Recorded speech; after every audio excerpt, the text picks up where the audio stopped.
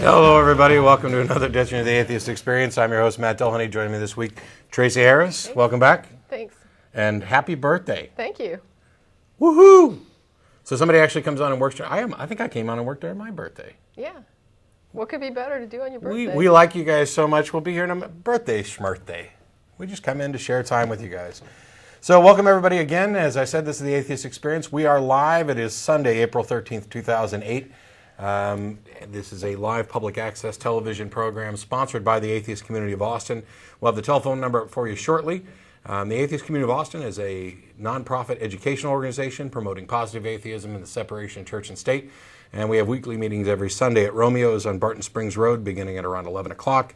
Except for the first Sunday of the month when we host a lecture series at the Austin History Center located at the corner of 9th and Guadalupe. That begins at around 12:15, although getting there at noon is probably a good idea. The May lecture will not happen. Instead, we'll be holding the ACA elections. That's May 3rd. And to all the members out there, if you haven't renewed your membership dues, it's time to do so. You have to be 18 years old and a member for at least 6 months in order to be eligible to run for the board of directors, and 15 to vote, and you have to be a paid member to vote as well. There'll be more information at the ACA website. If you've gotten the April newsletter, there's a note in there about it as well. And you can always send an email to info@atheist-community.org or visit one of the other online communication tools. We've got a tiny message board up the ACA site. You can also visit the Yahoo list for more information or contact any of the board directors if you need to find out more about that. So that's May 3rd. In addition, there's another event coming up that I wanted to talk about, and that's May 1st, which is Thursday, which means that can't possibly be May 3rd for the elections. It'd have to be May 4th. Yeah, May 4th, because it's Sunday. May 1st is a Thursday. It's the first Thursday in May, and it's the National Day of Reason, and we'll be down on the steps of the Capitol, or out in front of the Capitol, actually, at Congress on 11th, as we have been in previous years. Anyone who wants to come down and participate in that, we'll have more information available on the website as we sort out the details. I believe we'll be kind of using last year as a model, which means we'll get down there and meet up ahead of time, probably somewhere in the 11 o'clock range, whatever, and stand down there in the afternoon with signs that support church-state separation. And this, by the way, is not exclusive to atheists. We had religious individuals come up during last year's demonstration to stand and join with us. So if you'd like to come down, if you're a member of a church or other religious organization and you promote church-state separation to ensure that religious freedom is guaranteed properly for everybody, you're welcome to come down with us as well. It's worth noting that this coincides with the National Day of Prayer. We're not sure how big of a demonstration they're going to have at the Capitol this year. It seems to have gotten smaller over the years, whereas they used to have a big church service on the steps of the Capitol with music. Last year they kind of moved into the Shark Tank area, and so we're not sure what they'll be there doing. We're going down. This originally started kind of as a protest of the National Day of Prayer, which in many cases becomes a violation of church-state separation, where the government is endorsing one type of religion or one type of religious observance over others. It does not turn out to be this kind of broad ecumenical everybody, no matter what you believe, is welcome. But instead, we've turned it into the National Day of Reason, so we're supporting not only church-state separation, but the application of reason, evidence, and logical thinking in order to guide your decision-making process, to make sure that we make good decisions and that we're not just doing something based on emotion or the dictates of a religion or some kind of dogma. So please feel free to check the website and stay tuned to this program and the nonprofits for more information as we get closer to the event, for details on how to join us.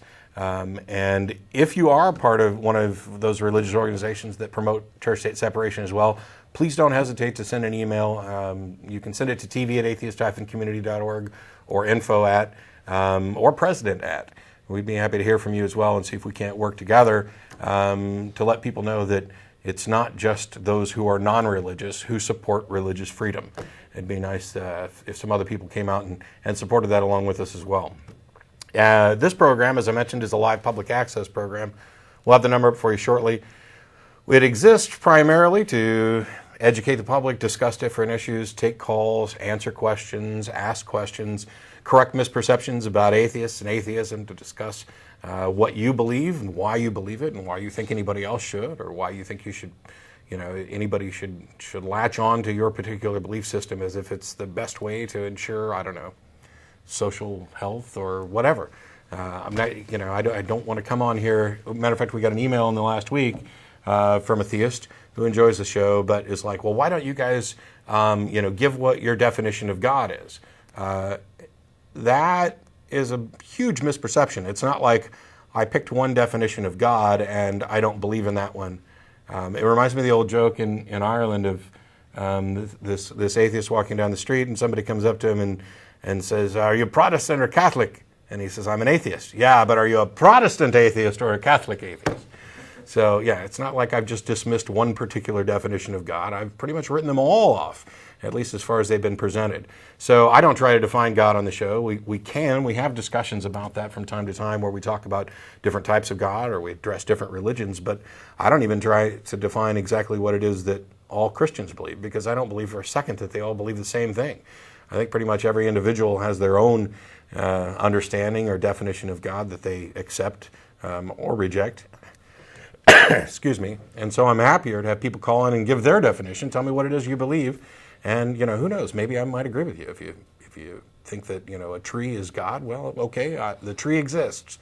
I don't think it has any magical powers, but we can discuss that. It does provide oxygen, though. Good thing, those trees. As I mentioned, we're sponsored by the Atheist Community of Austin. In addition to this program, the ACA also sponsors a bi-weekly internet audio podcast called The Nonprofits. That's PROPHETS. And you can go find out more information by going to nonprofitsradio.com. We're live every other Saturday from 2 to 3:30 p.m. We were live yesterday. It's hosted by Dennis Lubay, features myself, Russell Glasser, Schilling as well. The audio from that's available, and you can join in the conversation live by a chat service that we run in conjunction with the program. The audio portion from this program is available for download and as a podcast, and the video is now available as well on Google Video. You can go to atheist-experience.com, or you can go to our main website, atheist-community.org. There's a link there to both of the programs, as well as our other efforts, and you can get more information, and that's misspelled. But we'll get to that. We had to redo all of our titles today. They went missing. Correct it live. Oh, that would have been so cool. Anyway, in addition to, there we go. We're going to show that we can spell, and we're doing it live. Explorly. There we go. Yay! All right, that's good. So this is the joys of live TV, and we're happy to be here on public access television. And for those of you who enjoy the programming and enjoy the other efforts that are put on by other people on public access, we ask you to also show your support. Let them know. Public access may or may not be in trouble. It's a different story every day. But if you enjoy what goes on, both on this program and others, we ask you to kind of let your voice be heard. There's plenty of email addresses and contact information as on that as well. In addition to our lecture series, which, by the way, the June 1st lecture is on, and that's going to be Representative Donna Howard, who's going to come in and talk about some of the time that was wasted during the last session on religious bills and things that we probably really shouldn't be having our elected representatives wasting their time on when there's real work to be done. We also host an Atheist Happy Hour every Thursday beginning at 7 o'clock or so at the Dog and Duck at 17th and Guadalupe. All of our events are open to the public. Any atheist or atheist-friendly individual is welcome to join. If you're coming down to preach, proselytize, or provoke, please don't. And we'll be going to dinner after the show, as always. We're currently going to El Arroyo on 5th Street. The address will be up on your screen in just a moment.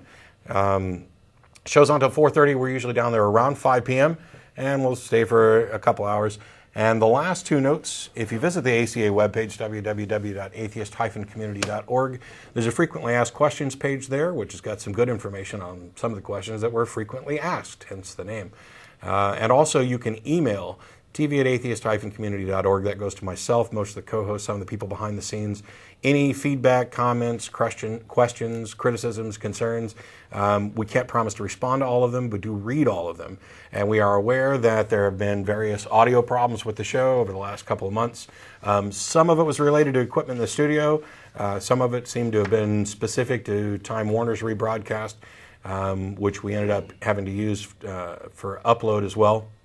And So we thank you, a big thank you to the people who pointed that out to us, and some of them even went to the point of saying, hey, I'm an audio engineer and I know this stuff, and I've ripped the audio out and pulled it up in here, and you can see where you're clipping because your gain's gone too high or whatever.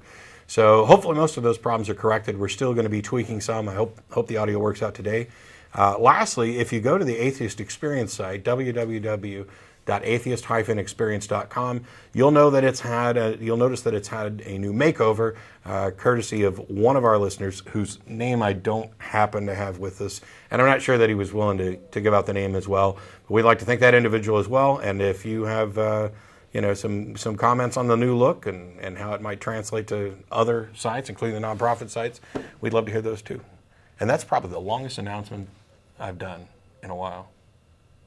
I was going to talk a lot less today because I was on by myself last week. That's okay. So now it's your turn. Okay. So what are we going to talk about? We're talking about classic children's literature and skeptical lessons in some familiar children's stories. Ooh. Yeah. I think what spawned this for me was a discussion that happened on the Atheist list where someone wrote in and said that they had took their kid to see Horton Hears a Who. Mm-hmm. And that spawned a big discussion on what was the point to the movie, what does the movie say about, different things. And there was a question about whether the movie was an endorsement of faith or whether it was an endorsement of reason, and, generally Dr. Seuss and what do some of those stories have to say about, most of the stories I think we agreed were practical life lessons.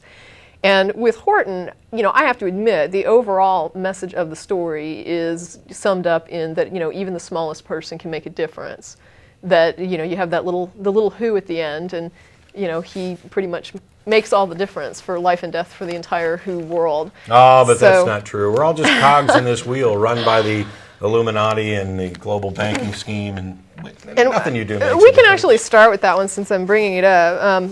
Most people, I think, are familiar with the plot, but just to summarize it, Horton is an elephant in sort of a fairy tale jungle, and he hears a speck of dust speaking to him. He has enormous elephant ears, and so he perceives this sound where none of the other creatures are able to hear it. And the speck of dust is actually a little planet. It's inhabited by little microscopic people called Whos, and they, according to the plot summary I found on the web, it said they asked him to protect them from harm, and I don't remember if that was the case or not. I actually just remember Horton is talking to the little Whos, and he gets overheard talking to the Whos, and then his friends think he's crazy. And to sort of cure Horton, they want to destroy the dust speck and just sort of get this over with, rip that security blanket away or whatever you want to call it, just get Horton away from his delusional dust speck, and maybe Horton will be okay at that point. And it's sort of cruel the way they go about it. It's not exactly understanding, or they don't try to be nice about it, and they're very judgmental. But at the end, what happens is Horton makes it clear to the little Who that he's talking to, who can also hear Horton, that if you don't make enough noise that other normal people's ears can hear you, they are going to kill you. Now, at this point, I think the Whos do take it on faith that somebody out there is going to do harm to us. They're getting word from this external source. They really don't know if Horton is reliable, but we need to make noise or someone's going to do harm to us. And okay, maybe that's true, maybe that's not, but they take it seriously and they decide to make noise. Well, at that point, they all scream very loudly, and then they finally get the little last guy to scream very loudly, and it busts through the little dusty atmosphere, and everyone hears the chant, "We are here." And at that point, everyone recognizes that they're incorrect, that there is something going on in this little dust speck, that there are communicating little beings on there, and they don't boil the dust speck. So from a standpoint of a parent who's looking for, is this a skeptical lesson, or is this a, something that would promote religion to my child? How should I take this? How should my child take this? What do I perceive it as? And my take on it was that I felt like it was a skeptical lesson, because I felt like it didn't just say Horton believes this for no reason. First of all, Horton heard this, so he personally had some reason to believe it. He knows that he has very sensitive ears, and he's hearing a sound. And so in the case of Horton, it would make sense that he might hear something that someone else might not hear. He knows he has sensitive hearing. He has gigantic ears. So Horton trusts his perception because up to that point, we, I think, should assume that Horton's hearing has been fairly normal and he hasn't experienced a lot of abnormalities in his hearing. Sure. So he trusts his hearing, but no one else can hear it. And what that does is it creates a situation where the perception of the manifestation of the who's is not available to anybody but Horton. So the problem then becomes, why should anyone believe Horton? And the response is, no one's going to believe him. They have no reason to believe him. And as soon as they're presented with an actual reason to believe him, they do. So the rest of the group, although they were somewhat cruel to Horton, actually behaved rationally. They felt that that Horton was suffering from a delusion because he's running around making claims about things being there that no one else can perceive. And then at the end of it, once they have an actual reason to accept the perception, or they get a perception and have a reason to accept the manifestation, they do, which is reasonable. And it, to me, is a little example of why sometimes it is important to substantiate what you believe if it's important to you that other people accept it. So if I have a belief personally, it may or may not matter whether I personally can substantiate it. The only significance to that would be what you say frequently, which is it only matters if it matters to me whether or not what I believe is most likely to be true. Right. If I care about that, then yes, I should want some reason to believe it. If I don't care about it, then it really doesn't matter whether I can substantiate what I believe or not until we reach a point where I feel like someone should believe me.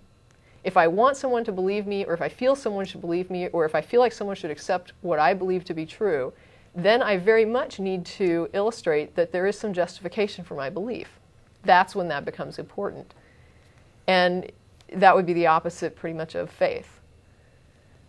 So yeah, it reminds me a little bit. I mean, in the Ray Comfort Way of the Master series, I think it's episode 1 that's called The Firefighter, where he basically builds up this analogy to, it's as Christians, they have a duty to inform people that their souls are in jeopardy and they're going to hell. And he likens this to a firefighter who's going to come banging on your door and wake you up to get you out of the house because the house is on fire. The problem with his analogy, and then we can do this directly with Horton, is the firefighters, they're saying there's a fire, and yet I look all around my house and I don't see any evidence of a fire. As a matter of fact, right now all I see is some lunatic who woke me up out of a good sleep. So until there's actual evidence of a fire, there's no reason for me to justify or for me to believe what that other person believes. And if they believe it, and yet what they're really doing is saying, I know that you can't see this, but trust me, it's real. And there's no way for us as third-party individuals to distinguish between are they delusional right. or can they perceive something that we can't perceive. And in the only rational position is to reserve to wait until you have evidence before you accept the claim. Right. Yeah, it's not, and it's not really akin to a situation where, for example, let's say I need contacts and you can see clearly, then I might trust your perception over mine. Right. But assuming all things are equal and without giving you some sort of special perceptual ability, I have no reason to think that something that's not manifesting to me would be manifesting to you, right. Given all things being equal and that we're both normal, functioning, physically and mentally human beings. Yeah, somebody at the last Beyond Belief conference said something along the lines of, reality is that which you and I agree on. I don't know that I necessarily go that far. Ooh, there's a little white mark. I don't know that I necessarily go that far in using that definition, but it certainly brings up a very big point, one that Tracie's brought up a lot about whether or not something manifests, and one that we continually bring up on the show, which is, if an individual has some kind of special knowledge or understanding of something, the people who claim that God has talked to them or they've felt God's presence, and that's the reason that they believe. I'll say it again, that's good enough for you as long as you don't require greater evidence. If God spoke to me and I was certain that this was a voice, I don't even know how you link a voice that you hear to this God concept in the first place. But if there was some incontrovertible way for me to create that linkage, I would then be justified in believing that a God exists, but that doesn't help me convince anybody else, and it doesn't make it real for anybody else. It becomes a very personal thing, which is indistinguishable from delusion to any outside observer. Right, right, and I think that's like sort of the main thing is, is there a difference between a delusion and something that I believe that no one else can justify, and that kind of comes to another little story, which is the Emperor's New Clothes, which I think is probably the clearest. It was the clearest example I could come up with of a classical story with a skeptical message, because to me it was just purely about skepticism. The rest of the stories actually have like kind of sidelines that align with skepticism, but Emperor's New Clothes is just flat out skepticism. And just for that story, there's a prideful emperor, and he's very into all the things that he surrounds him with, all the trappings that make him better than everyone else in a very visible way. And he gets swindled by two men who claim to be the greatest tailors in the world, and they tell him that they have come up with a new way of making cloth, and it's the finest cloth that can be made. And the interesting thing about this cloth is that only if you're highly perceptive and very intelligent can you perceive it. To everyone else, especially to the foolish, they can't even visually perceive the clothing. So the emperor is taken in by his pride, and he wants to be perceived as bright and intelligent and wise, and so he claims to be able to see the clothing, and he goes along with the act and talks about how wonderful the clothes are and how great the clothes are, and it just doesn't really come to any harm until the very end of the story, when he decides to wear this fine suit of clothes in a public procession where he proceeds down the street completely naked. And at that point, a lot of people in the town are afraid to say anything because he's the emperor, and so they all either have to just keep their mouths shut or feign that they also think it's a wonderful suit of fantastic clothing, until a child steps up and says, "Hey, the emperor's naked." And at that point, everybody understands that the emperor is naked. It's okay to say that. And the synopsis that I found online says that the emperor continued to believe that he was wearing clothes. I honestly don't recall that from the story, but whether he did or not is kind of here nor there. The point is, he was walking down the street nude, and nobody wanted to call him on it for different reasons. The emperor wanted to believe he had the great clothes on because he wanted to consider himself to be brilliant. And all of the people that went along with this game wanted to either stay out of trouble or they wanted to be supportive of the emperor. So what to me that is it's a lesson in pride for sure, that if you're extremely prideful and people understand that, you can be taken advantage of because people can drag you around by that sense of pride. But to me, the skeptical lesson is that when somebody presents you with something that should be obvious, like obvious to a child, and they're telling you it's not what it appears to be, it's a little ridiculous to just accept that without asking for some sort of support for that claim. Right. I know what clothing is. I know what clothing looks like. You can perceive cloth. There's no reason you shouldn't be able to perceive it. So if someone tells me that they've got invisible clothing, I need to have some reason to believe that. I shouldn't just be accepting someone at their word.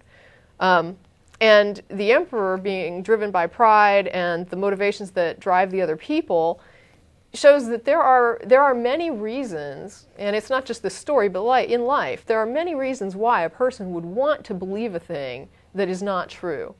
A person might, for example, get clues that their spouse is cheating, and they don't want to believe that. They want to believe their spouse is faithful. So they may disregard that they found a hotel receipt. They may think to themselves, well, maybe it was nothing. Maybe it was just a piece of paper that he grabbed on accident. Or, you can come up with all kinds of excuses to ignore what's right in front of your face when you have a reason to ignore it, when you have a reason to believe something that's untrue and toss out what is obviously true. You will tend to go for your emotional reasons very often. They can stop you significantly from evaluating a situation in a reasonable fashion and actually getting at what's happening. Yeah. There's a, and I don't have it here, but there was a good kind of parody of this that P.Z. Myers did after Richard Dawkins had been accused of not addressing real religion.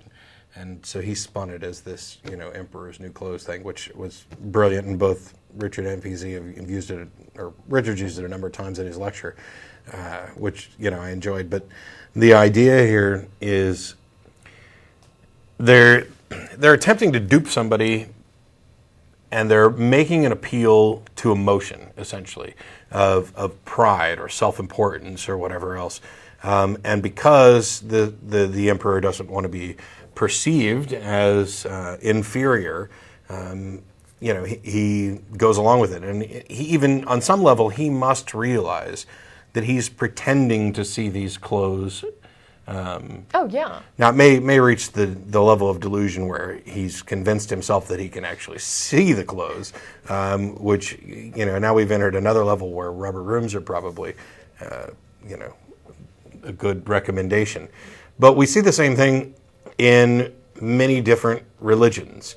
And when people are in a particular religion and they begin to question, is this real? Or, how do I know when I've heard the voice of God? Or how do I know how God's leading? And they're often given things that amount to this same kind of Emperor's New Clothing appeal to emotion. It's, we are weak and feeble creations who cannot possibly understand the mind of God. So you must simply have faith. And as long as you keep trudging along and your faith is good enough, you'll get more in tune with what God wants. So it gets somebody to the point where they're going to go through the motions, even when they're doubting, in the hope that they'll eventually get this connection and be able to, hear the voice of God or whatever. But what it also does is that gets them accustomed to going through the motions regardless, and it becomes this self-reinforcing delusion where it becomes more real to them, because the second that it becomes unreal, they have to face the fact that they have wasted tons and tons of time and energy, and perhaps money, believing something that they have no reason to believe. And as somebody who went through that particular scenario, I can empathize. It's frustrating, incredibly frustrating, to realize that you've spent a good chunk of your life believing something with no good reason at all. You bought into a fallacy. You bought into an emotional appeal. You let your insecurities, which I think is one of the things with the emperor. He's prideful, but he's also extremely insecure. He's afraid that he is too stupid too less than to see the clothes, etc. And we end up, we are emotional creatures who want to connect. And we don't want to feel inferior. We don't want to recognize that in some cases we've made mistakes, we've made decisions for bad reasons, or we've just been stupid. And it hurts, especially when you find out how much time you've wasted on something like this. So it kind of, there's this encouragement to stay in it and keep going, which is why in the summer, even despite the people laughing at him, the emperor keeps walking down the road. And the religions have this, especially Christianity, built right into them, where they say right from the get-go, these other people, they're going to scoff at you. They're going to laugh at you. They're going to try to tell you that you have no good reason to believe this. They're going to do everything they can to destroy your world. These are just God haters. No, we're not. We're realists. We're rationalists. We're people who say, okay, if you believe something, give me the evidence for it. Show me why this should be. Demonstrate to me that your emperor is not naked. That's I think that's the position that we're in, right. And that there are some people, who stick with their religions and just say, oh, you don't get it. Well, in fact, the response is very similar to the emperor's response. I mean, he doesn't respond in the story, but for example, his implied response is, you are simply not intelligent enough to right. perceive this. And when you talk to a lot of theists and you tell them, I really need to know, how do you know this? Or what makes you believe this? The response is very often, well, you just have to be open to this.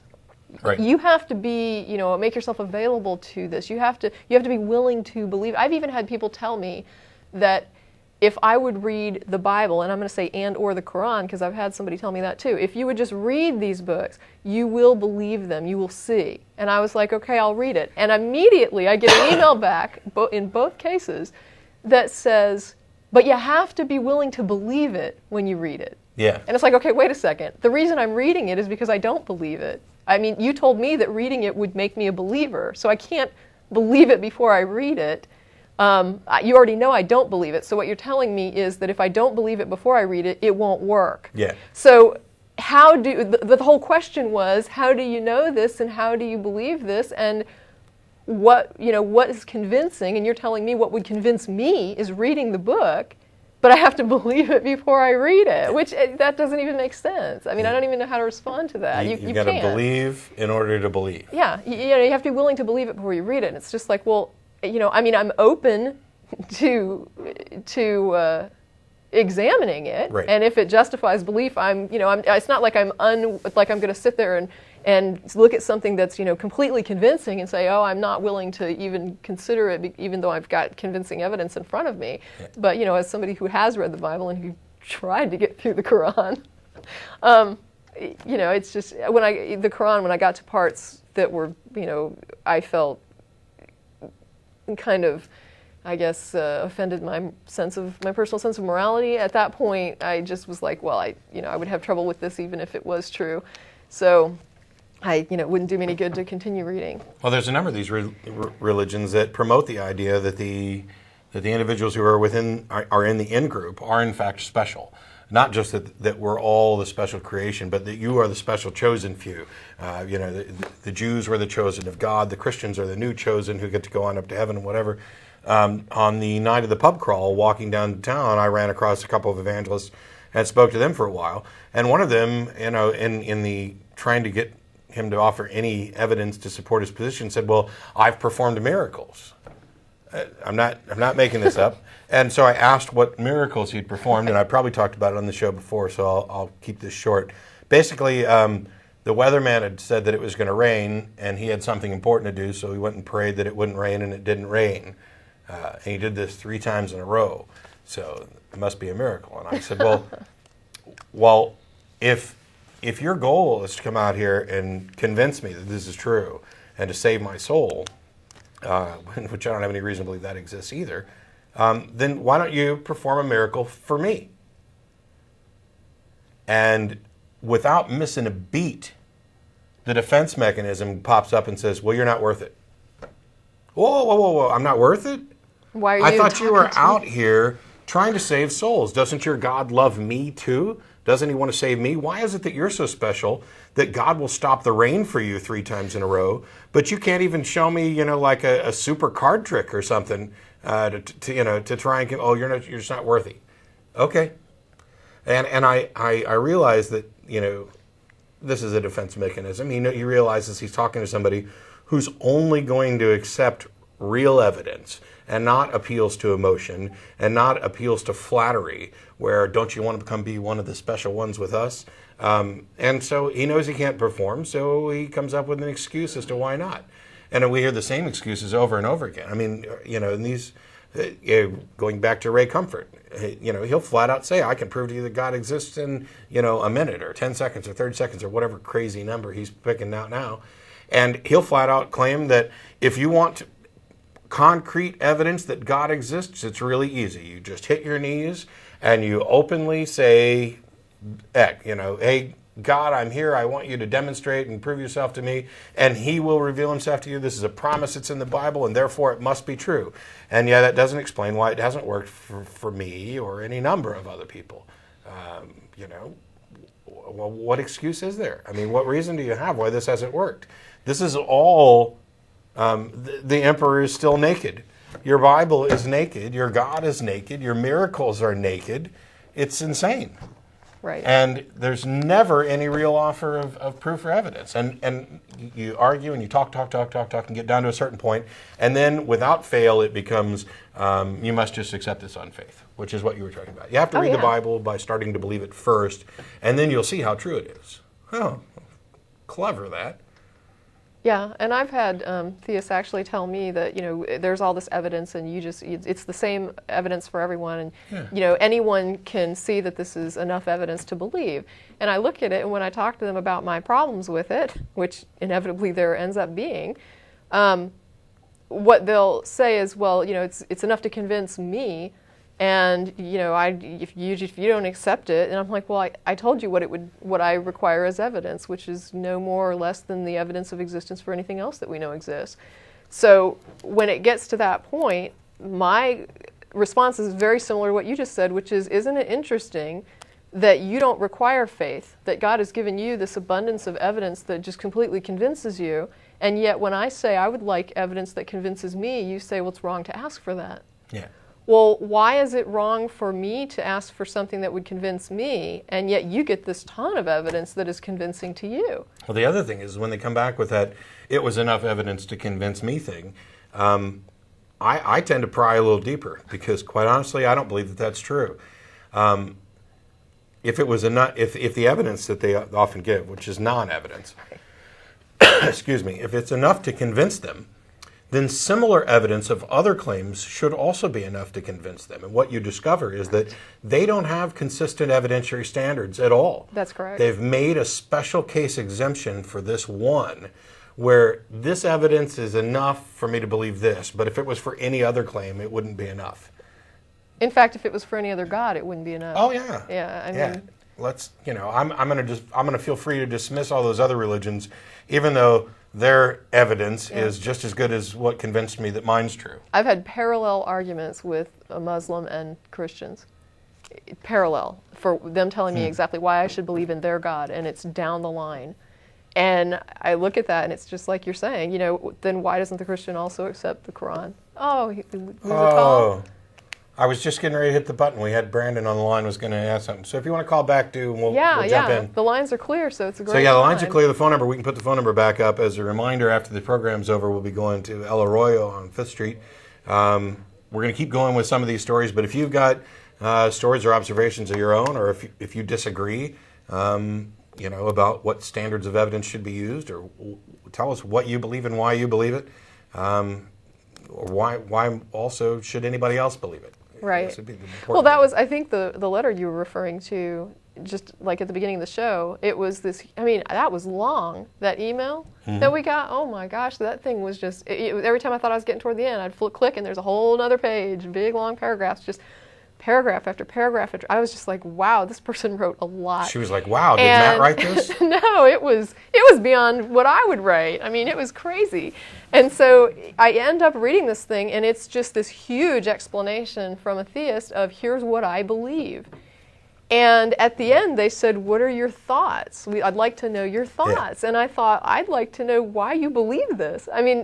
Frankly, I don't really care about any of the stuff you spent time writing. It's insane to me that you would write this huge amount explaining in great detail everything you believe, but not put in one sentence to explain why it's justified or why you believe what you believe. Because to me, if there's no reason for you to believe it, why do I care what you believe?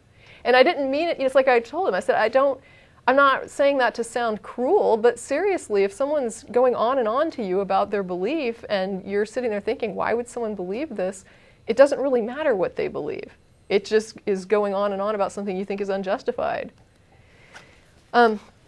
Okay, and that, when you were talking about the rain miracle, that was kind of interesting because one of the stories that I had down is stone soup, which is about causation. And so I want to just real quickly, before I get into it, when you were talking about making it stop raining, I always joke at home about how I think the weatherman should be forced to wear a turban with a jewel and have a crystal ball, like when they give the forecast. I go, it's funny that they even call it a forecast, Yeah. And they're so often wrong that it seems like, they should just be up there with tarot cards or something. I understand there's meteorology, but I don't know. Well, we do have a pretty good understanding of how weather systems on the planet work. But it's so unpredictable. Well, what it is we're dealing with probabilities. And right. without getting off on a tangent, if there's a blog, Good Math, Bad Math, that touched a little bit on the different types of probabilistic analysis.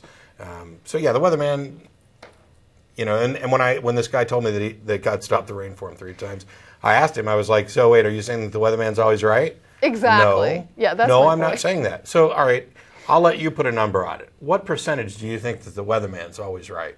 He's like, 80%. 80% right. Great. So 20% of the time he's wrong. And yet he was wrong 3 times, and you think that God intervened on your behalf to stop the rain.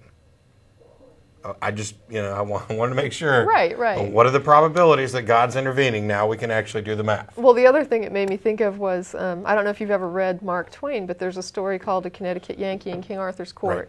And in that tale, the guy goes back in time, and he's in King Arthur's court, and he ends up getting to be in a position of authority in the court. And there's a guy that's like a thorn in his side that's vying for power, which was Merlin. And so Merlin is sort of this charlatan wizard in the story, and he does these little hocus pocus tricks, and everyone's amazed. But of course, the more modern man who's gone back in time sees that these tricks are simply tricks. So he wants to discredit this wizard in front of these people. And so what he does is, when he becomes like an advisor to the king, he makes Merlin in charge of the weather forecast.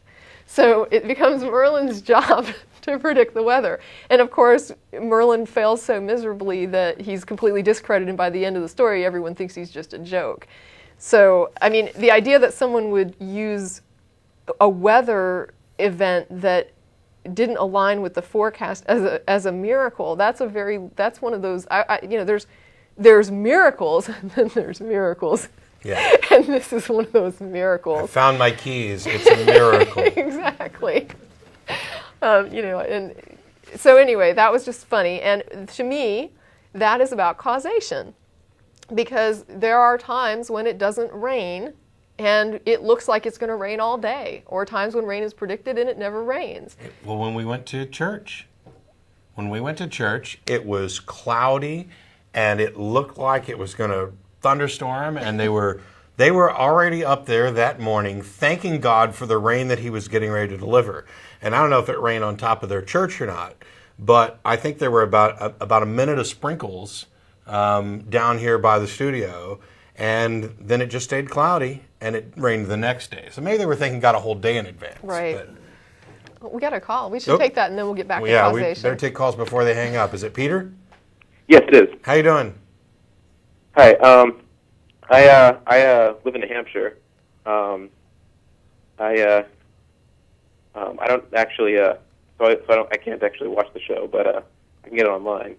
Right. Once in a while, and I actually just called my brother. I don't have internet, so I called my brother to find out when the show was on. So I didn't know exactly, and so I got the number, and I have I just so you know, I am an atheist. Yeah. I do have some questions, though. I wonder what you kind of thought about consciousness. I think it's great. What? So as far as, I don't believe in an afterlife or anything. I agree with you on pretty much everything. Then you're pretty much right. I'm sorry, go ahead. I shouldn't be interrupting for fun. He's just joking. Well, what I want to ask is basically, after reading certain books like science fiction, like 2 books I really like are Timeline and The Prestige. I don't know if you know either of those. No, I don't. I'm not familiar with either of them. Uh-uh. What? I'm not familiar with either of them. Oh, well, basically, the premise with both of them sort of is kind of there's a machine that can copy a person exactly, and in both cases, the original is destroyed. There is no person. And so I was kind of wondering what you thought as far as consciousness, like if someone can be copied, like you've talked before about like a brain, downloading consciousness. Yeah, Dennis and I actually had a long conversation about this, about, for example, like transporter technology. If they're making a copy of your patterns, including your consciousness, and transmitting it somewhere else and reforming it out of different molecules, and the original is destroyed, then aren't you actually dead, and what's continuing on is a copy? Yeah, exactly. That's kind of my thing. Do you think if in the future that becomes possible, do you think that your actual consciousness could be transferred, or that it would die. Like, think that, like, I don't believe in a soul, but, you know, that kind of, like, you would cease to exist, your actual self.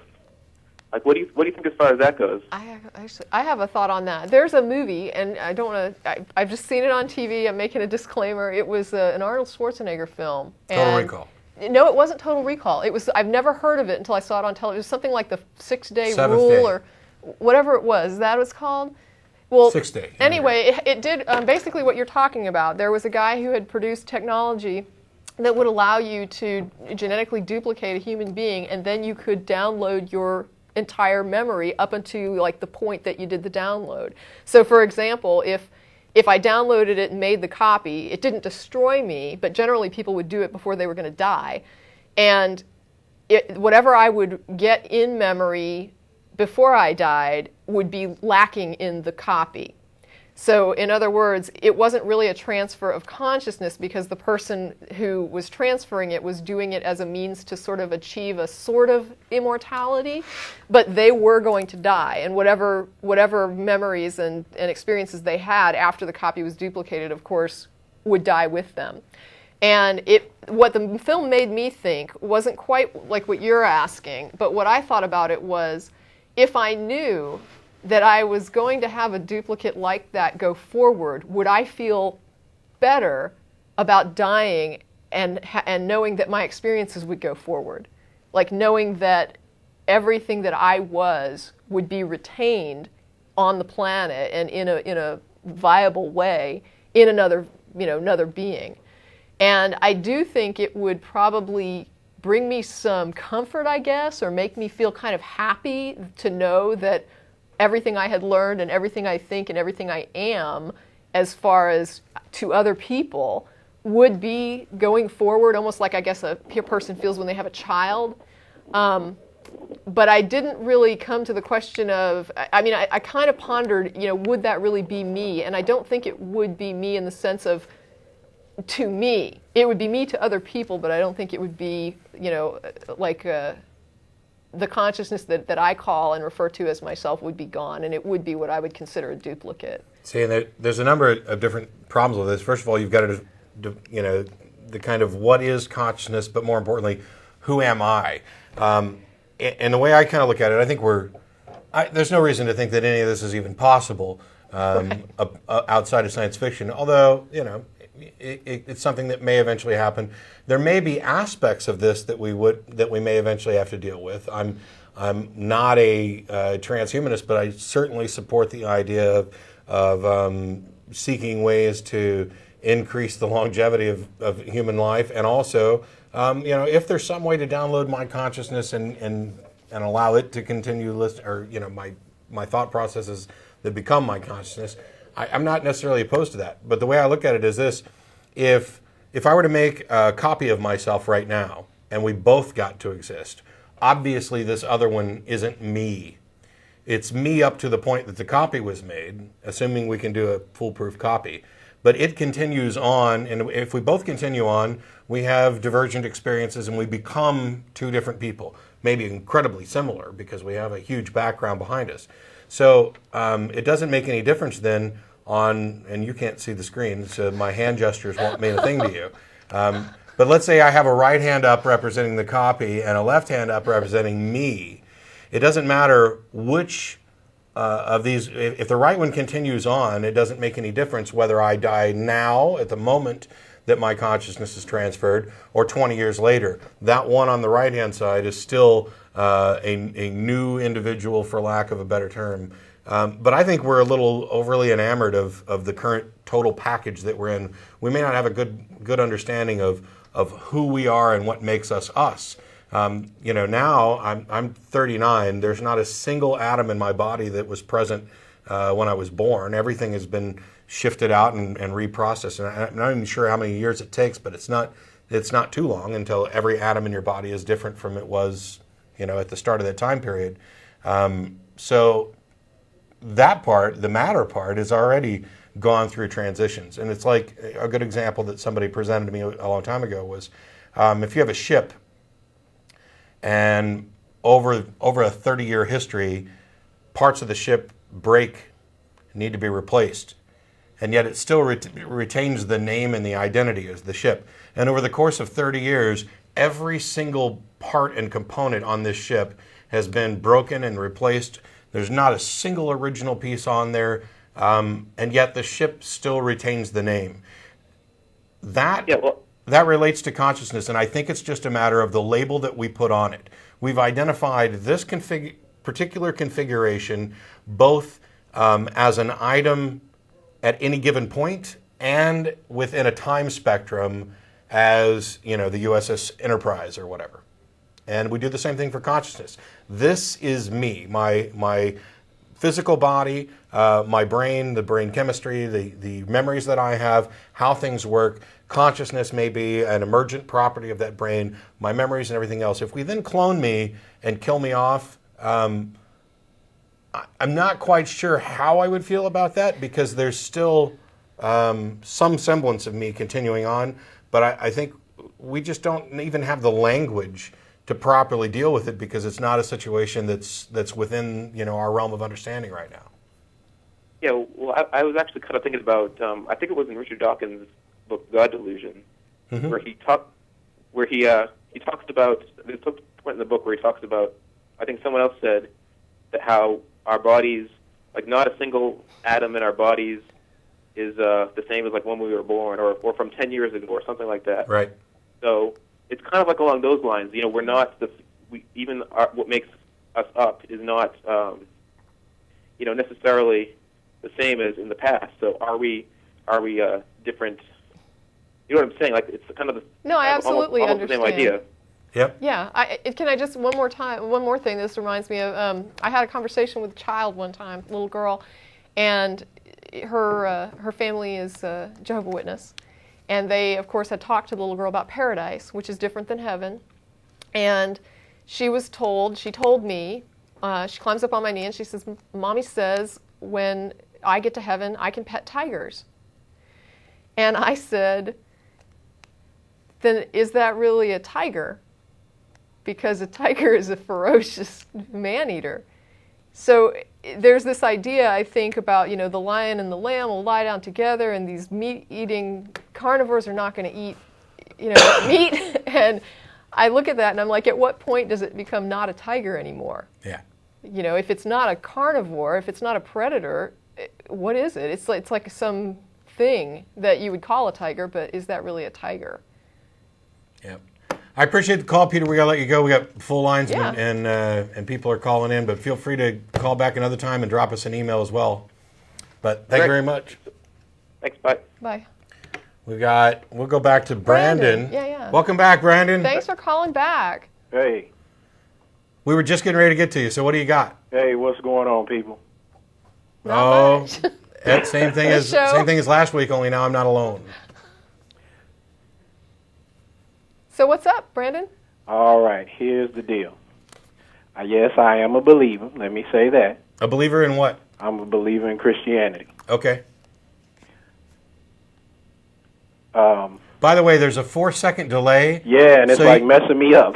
Turn the volume on your television down and just concentrate on the phone. Okay. It'll make it a lot easier. Now. All right, sorry. That's all right. All right.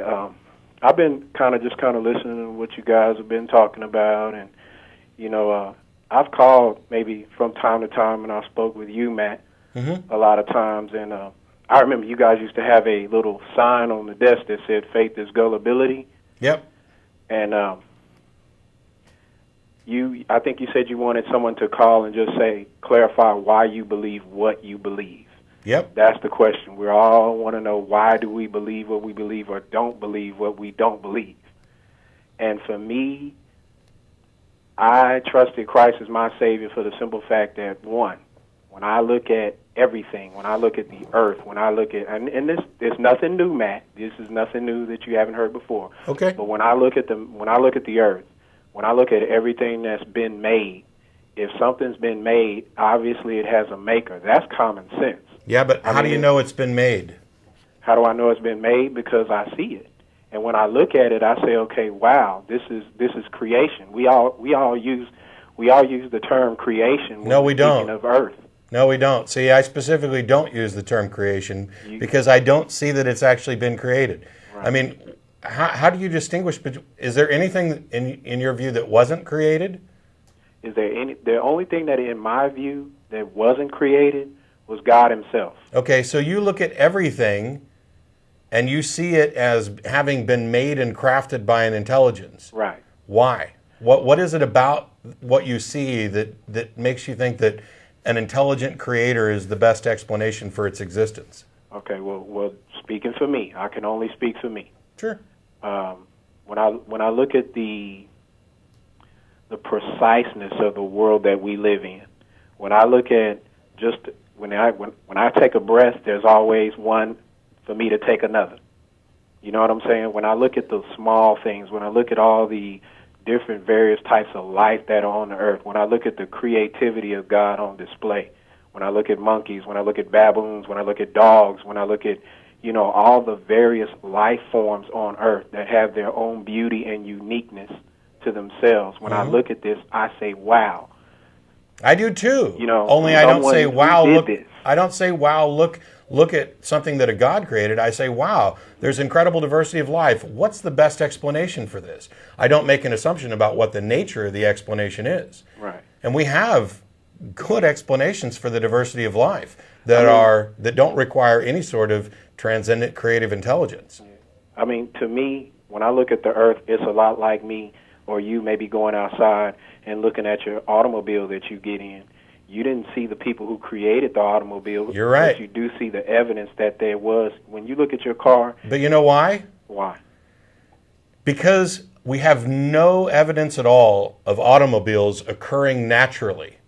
Every piece of evidence we have about the existence of automobiles is that they are created. They are designed by an intelligence. We have direct evidence of this. We can go to the manufacturer if we want. We can look at the plans for the car. We can trace back the history of both automobile design, internal combustion engine design, all of this. But the key reason isn't that it's complex or isn't that it speaks to design on its own. The key reason is that we have an abundance of evidence that demonstrates that cars are designed and no evidence to say that cars occur naturally. We're drawing a distinction between things that occur naturally and things that are designed. You draw no such distinction. When I look at human beings and trees and animals and other things, those are things that occur naturally. They occur by biological processes. They occur through the laws of physics and everything from the formation of stars on outward. You look at everything and see all of it is created. So you can't even draw a distinction between the car and the tree. To you, they're pretty much the same thing, and that's kind of what you said. Well, I just kind of believe that what we do as man is just hints of what God does in creation. I understand you believe that. I'm still not sold on why. Right. And I mean, once again, I'm only speaking for me. Sure. I've got no problem with that at all. My interest isn't in saying, oh, damn it, Brandon, you're wrong. How can you be so stupid and say those? That's not what I'm interested in at all. I understand that you believe it. Right. I used to believe similar things, and I'm not even quite completely convinced of what all my reasons were. I realize you're only speaking for yourself. I'm just curious as to, okay, let me ask a slightly different question. Okay. Not why do you believe, but do you think that the basis upon which you do believe, the evidence or the presuppositions that you have, do you think that that's valid for other people? Like, should I also believe this for the same reasons you do, or do you have some special reason? Well, I think it's a combination of the things, because once again, when I look at the evidence of everything that has been made, okay, that piques my curiosity. Okay, wow, something, this is just me. Something greater than me exists, and, speaking from the Bible and all the other holy books that are out there. I heard the young lady to the side of you, she was speaking Tracie. on the Quran. What's her name? Tracie. Tracie, I'm sorry. No, don't be sorry. No, she'll talk to you too. Okay. Well, just looking at the Quran, and when you measure the Quran up against the Bible, look at the Bible. Okay. Let's take the Bible. The Bible, it was written over 1,500 years. 40 different writers That book you have in your hand was written by 40 different people who did not know each other. They came from all different walks of life. And they didn't know that their books were going to be put together. And didn't know that their books were going to be compiled together into one volume. Maybe they did, maybe they didn't. No, they didn't. They don't hint at it. Well, you know, if you make the presupposition that the Holy Spirit was guiding, then somebody knew. Right. Let's look at this. Okay, now the thing is, when you have all these people that have come together to create one book, and the continuity that flows from Genesis to Revelation, back to Genesis, back to Revelation, that's unexplainable. Actually, it's really easy to explain. It doesn't exist. There is no continuity that flows from Genesis to Revelation and back. The God of the Old Testament is very, very, very different character from the God of the New Testament. That's not true, Matt. How is it not true? That's not true because, well, you know, with the Old Covenant, I like to use the word covenant instead of testament because... Okay, because now you're talking about two different things. The Old Testament is a series of books, and the Old Covenant is a particular portion of the older series of books. Well, when I say Old Covenant, this is what I'm saying. Okay. I'm saying that the Old Testament, the people operated in the Old Covenant of doing things as, you know, as far as bulls, goats, sacrifices, and things of that nature for their sins.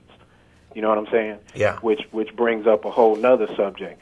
I look at myself, and I look at the dirty and vile things that I've done over the course of my life that the Bible pinpoints and says, look, is this not you?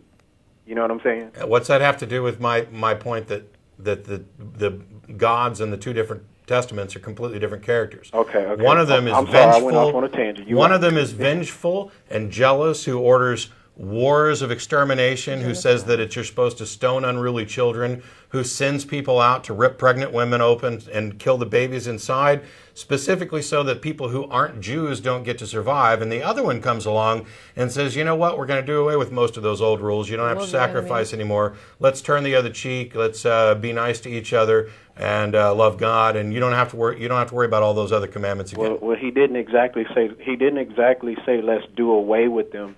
Jesus came and became that once and for all sacrifice. Now, that's a particular interpretation, but it doesn't at all reflect the comment that there are two different characters. Well, they're not consistent. I mean, and the authors in the books, even in the New Testament, they're not consistent. Paul has a very different view of Christianity than the authors of Matthew, Mark, Luke, or John. And the Synoptic Gospels don't even agree on the necessary details in there. So to say that there's some kind of inexplicable continuity is just absurd, especially when you consider the other things, like we have none of the original copies, none of the autographs. We have known forgeries that exist that are in the Bible that you have right now, which we know are not in the oldest and best manuscripts. Okay. You have scribes making changes in order to promote doctrine, and the church actively suppressing any books in the 1st and 2nd centuries that disagreed with the doctrine they were promoting. Let's get rid of Maccabeisms, the Maccabees, all of these other forms of Christianity that existed early on are suppressed, and there's no text, almost no text, most of it was completely lost. We only have things like the Nag Hammadi Library discovery of a lot of Gnostic texts to even tell us that these things happened. And then they destroy the library at Alexandria. This is not the process by which a consistent, intelligent collection of writings is handed down.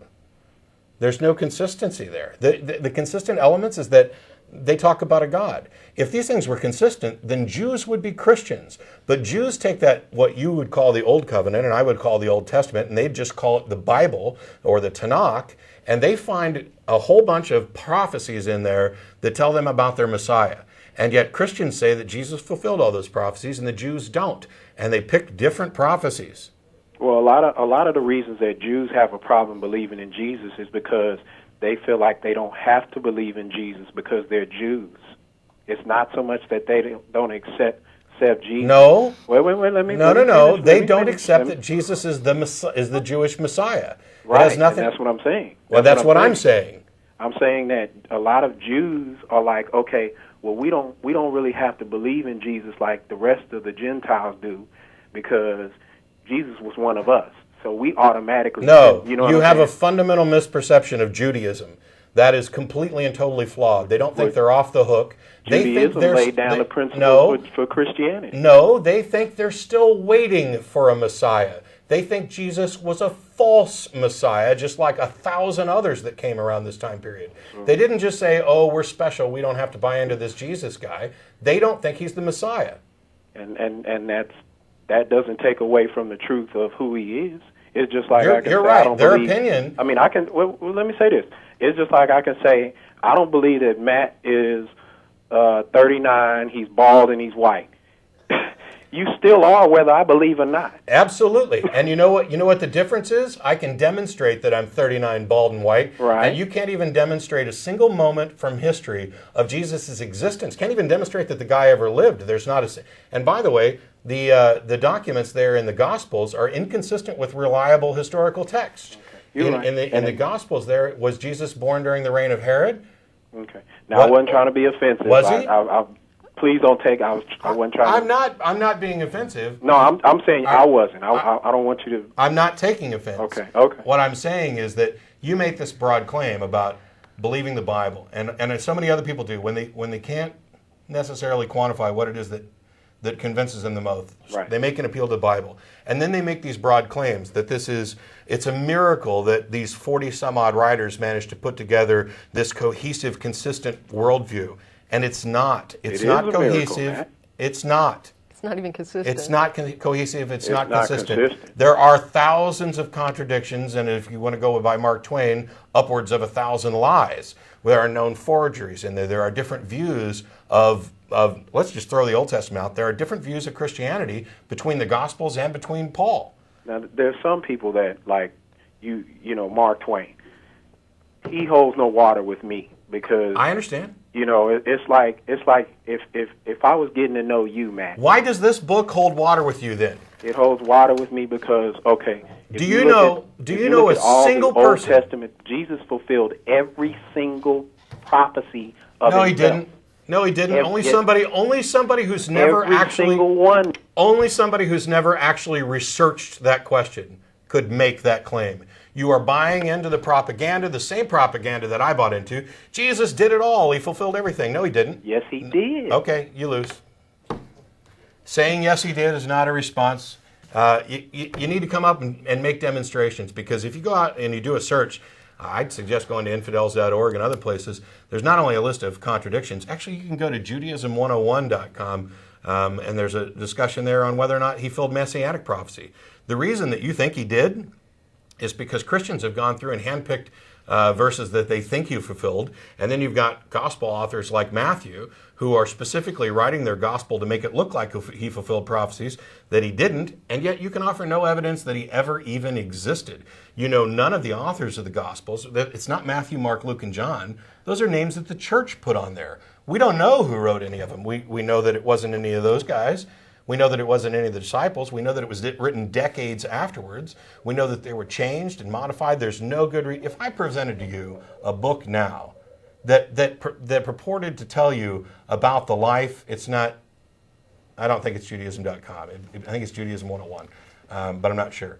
If I give you a book right now that purported to tell you all the wonderful details about Thomas Jefferson, actually, that's probably too far back. We don't have to go that back.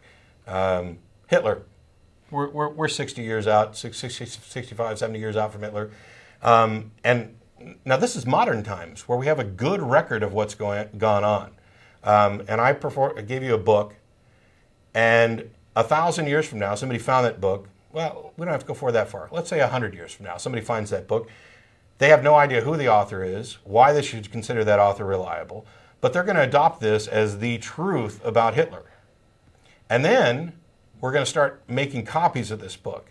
And now the anachronism really fails, because we have to go back to when almost nobody could read and almost nobody could write, and we're going to pay people to try and transcribe this while we're promoting specific doctrines and while we are trying to hide other specific doctrines. So now you get to a point where 2,000 years after the fact, or less than that, 1,800 years after the fact, I've got a book. I have no idea who wrote it. I have no idea how reliable they are. I do know that they weren't an eyewitness testimony to anything. At best, they're reporting second or third hand hearsay.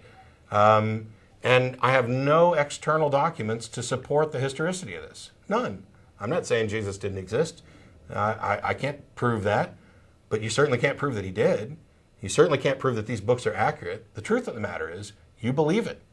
You've accepted it for whatever reason, whether it's because somebody you trusted has told you that Jesus fulfilled every prophecy, which is insane. People can't even agree on what is or isn't prophecy. And going through and picking out a verse and reinterpreting it, making it look like Jesus. Ooh, he was born in Bethlehem. Okay, where's Bethlehem? What about Nazareth? There's question as to whether or not Nazareth actually existed or not. You can't make broad claims. I mean, the broader your claims are, the dumber it sounds. And I don't mean that just insulting. I mean, when you say, oh, Jesus was everything and he fulfilled all the prophecy. Okay, great. Make a list of all the prophecies and show how he fulfilled them. And then hand that around to a whole bunch of people from a whole bunch of different denominations of Christianity and have them add and subtract from that list. And then give it to the Jews, who, by the way, he's supposed to be the Jewish Messiah, and have them look over the list and then get back to me. Whatever you got left, then we can talk about it. I think what you'll find is that if you allow people to add and subtract from that list, you'll come back with nothing. You just can't make broad claims like that. But it's easy for people to believe that. Hey, that's the thing. That's why people like Josh McDowell make so much money, because they're you tell choir. people the Bible is reliable. Yeah. And you make all these claims about the scribes, transcribing these meticulously, and then it's, to the Christian mindset. And I don't mean all Christians, but I know for me that was, significant. That was huge. And so I was just like, yeah, the Bible is so reliable, and they copied it so reliably. Yeah. And then and why would those people lie? Yeah. And There's no reason for them then to you lie. come across a marginal note in your Bible from the translators themselves saying the oldest and best manuscripts do not contain these verses. Yeah. And you're looking at it going, Josh? Mark 16, 9 through Josh, 20 doesn't exist. What is this? You told me this was reliable, and here the translators are telling me it's not. So who do I believe? Josh McDowell, the apologist who's making his living, telling me who has no particular to accept expertise this? in this area, by the way. Or the people who translated my Bible? Yeah. And I was exactly the same way. I bought into Josh's stuff until I actually researched it, until I found people who had gone to debunk this, people like Richard Carrier and others who had written rebuttals to evidence that demands a verdict and things like that, and actually talked about how we go about determining what is and isn't history, and what is and is not historically reliable. We got David on the line? Hey, guys, can you hear me? Yeah, sorry for making you wait. Oh, that's okay. I always end up at the end of the show. Well, cool. You got in early. It's okay. By the way, I wanted to tell you I always like it best with the two of you on the show. Oh, y'all are Tracie and Matt. You just have synergy. That's all there is to it. You guys are great together. Wonder Twin powers activate. Somebody else must have said that to you guys too. She's like my sister, so That's it's right. good. Oh, I see. Man, I always love it watching the show when I can and getting on and debating with you and getting heated over things. It's always a lot of fun. Okay. But I'm going to let Tracie debate you today because I'm tired. You had asked the question a while back. You had said, call in and tell us why do you believe in God or not believe in God. So I thought I would take the theist point of view today and just tell you, I guess why I believe in God from the. Is this like a broad spectrum theist, or do you have some particular theistic view? I have a. I keep putting on weight, so my views get broader and broader. Right, me too. But let's call it a broad theistic view for today. Okay. Okay. So a nondescript deism, but possibly with interference. Go ahead, you do it. Okay. And I'm going to call these my more scientific ideas, if you don't mind, and go back to the Big Bang. Because the less scientific ones didn't go over so well last time. You mean when we talked about chirality and I got you all the way down to saying, they just are. What just are? When we talked about, now see, we're going to waste time on this now. Okay, do your thing. When we talked about organic versus non-organic, yes. chirality.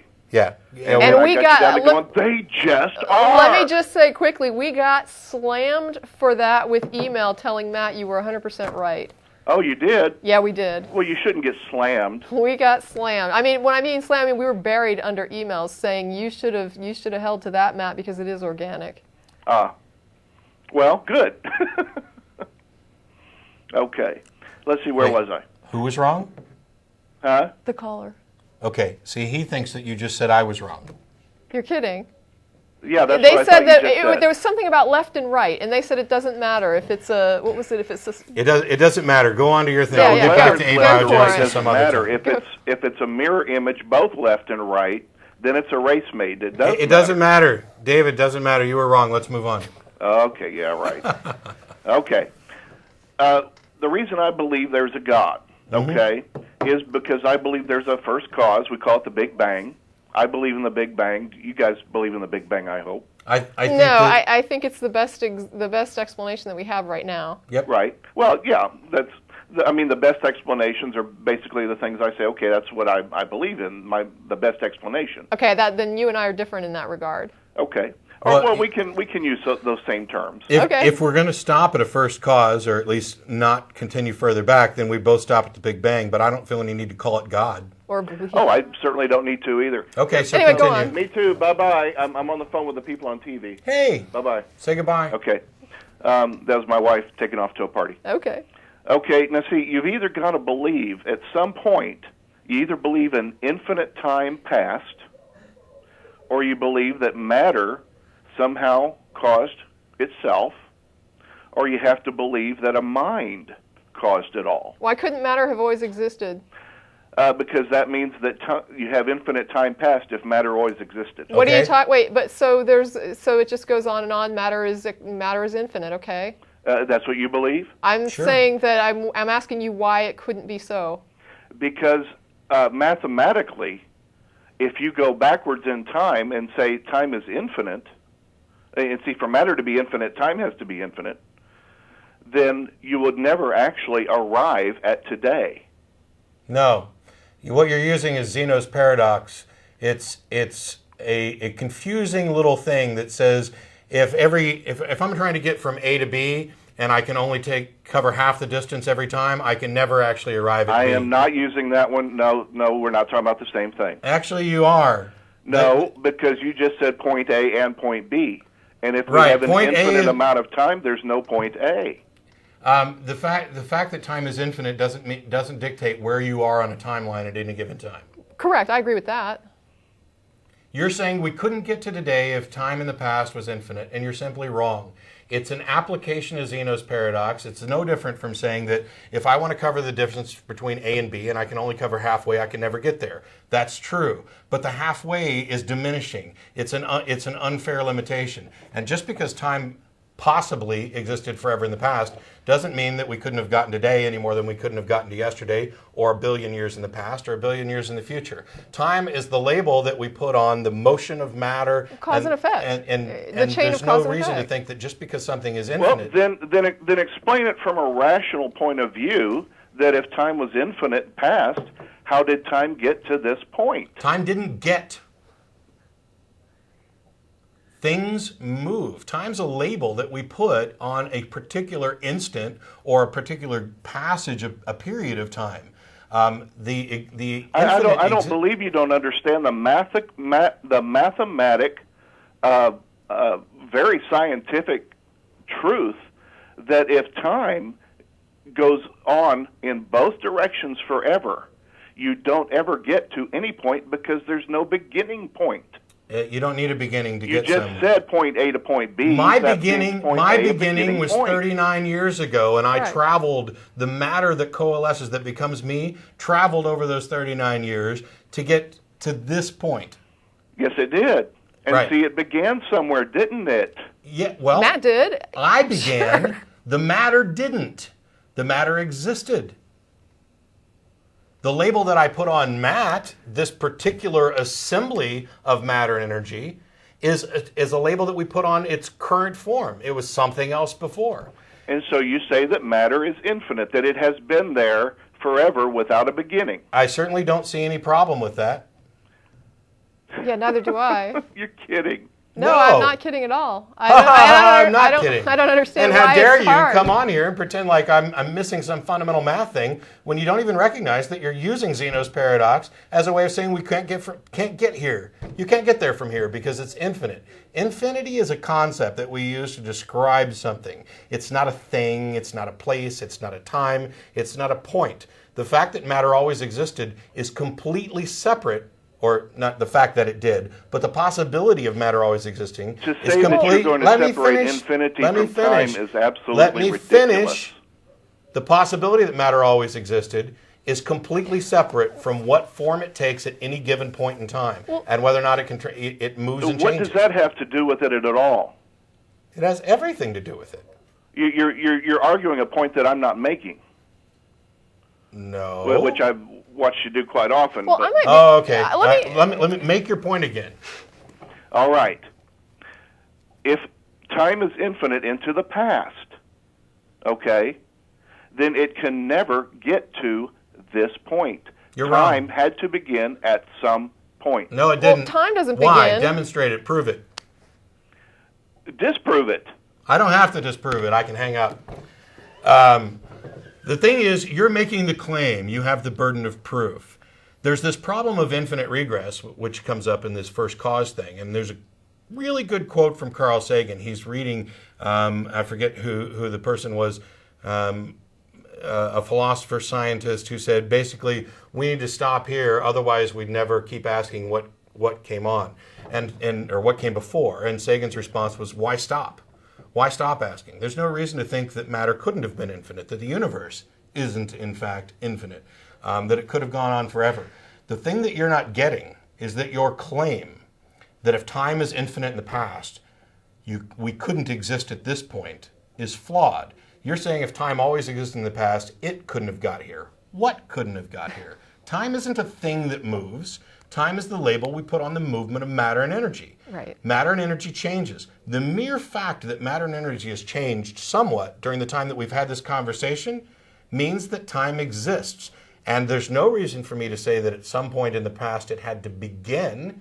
It simply always was. There may not have been anything going on.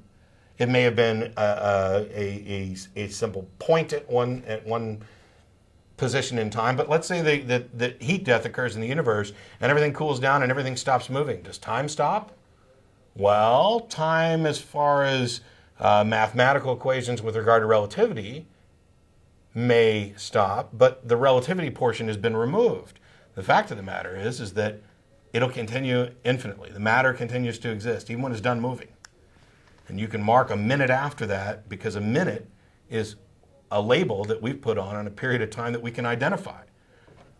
You can't just say, I have to prove that matter, or that time could have gone on forever. You need to actually demonstrate that it's impossible because you're using this as an argument for the existence of God. Well, let me just add something here too, though. I feel kind of bad that I said that and asked it because I derailed the conversation.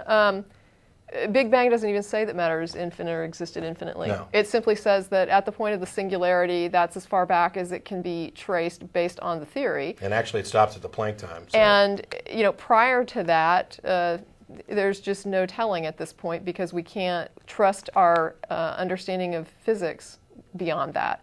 So I sort of derailed it. We got off on this thing about infinity, but Big Bang itself doesn't really account for what happened prior to this particular carnation of the universe. It doesn't even tell us what happened at the moment of. Right. What that actual cause was. Basically, it's a descriptive model put together to describe the current state of the universe as far back as we can trace it. I kind of want to make it clear that my question about could matter have always existed was not necessarily meant to imply that the Big Bang says that.